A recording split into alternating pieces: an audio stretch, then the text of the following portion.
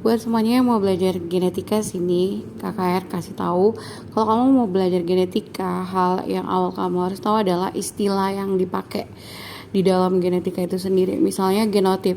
Genotip itu adalah deretan gen. Jadi kalau misalnya A besar itu gen, tapi kalau sudah A besar A kecil berarti itu udah genotip namanya, dan ini tidak nampak.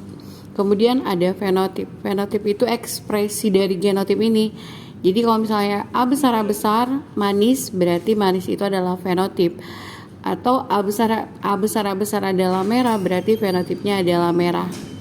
Kemudian ada istilah homozigot, berarti gen yang sama. Dari kata homo itu sama ya, gen yang sama dalam genotip. Contohnya A besar itu homozigot, A kecil itu homozigot. A besar adalah homozigot dominan, A kecil adalah homozigot resesif.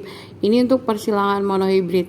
Sementara A besar, B besar, A kecil, B kecil ini homozigot untuk dihibrid. Ya, yang ini dominan, kemudian yang ini resesif. Kemudian ada heterozigot, gen yang beragam atau berbeda dalam satu genotip. Misalnya A besar A kecil, berarti misalnya A besar manis, berarti dalam sifat manisnya dia membawa asam. Itulah disebut dengan heterozigot. Kemudian ada kata dominan. Dominan adalah gen yang mengalahkan gen lain. Jadi kalau kakak bilang di sini A besar A kecil, berarti A besar yang disimbol dengan huruf kapital itu dominan. Misalnya A besar manis, A kecil masam, berarti manis dominan terhadap masam.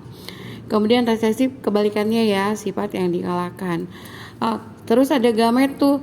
Gamet adalah, kalau gamet itu berarti macam gen yang diturunkan ke sel kelamin. Misalnya nih ada genotip A besar A kecil, B besar, C besar, D besar, D kecil. Ditanyakan berapa gamet yang bisa diturunkan, maka kamu ingat kalau dia hetero, ini hetero berarti 1 tambah 1 berarti 2 ya. Ingat kalau hetero 2, kalau homozigot 1, berarti KKR tinggal 2 kali 1 ya. 2 kali 1 kali 1 kali 2. Berarti ada berapa macam? Kamu tinggal kali 2 kali 1, 2 kali 1, 2 kali 2, 4. Berarti ada, jawabannya adalah 4 macam ya. Ada 4 macam. 4 macam itu yang gimana KKR bisa kalau misalnya dicari. Berarti kamu turunkan A besar A kecil, kemudian B besar 1 kali, C besar 1 kali, D besar D kecil, kayak gini. Jadi kamu tinggal hubungkan nanti A besar, B besar, kemudian C ke D, berarti A besar, B besar, C besar, D besar 1. Kemudian tarik lagi ke sini, ke C besar lagi, tapi turunnya nanti ke D kecil.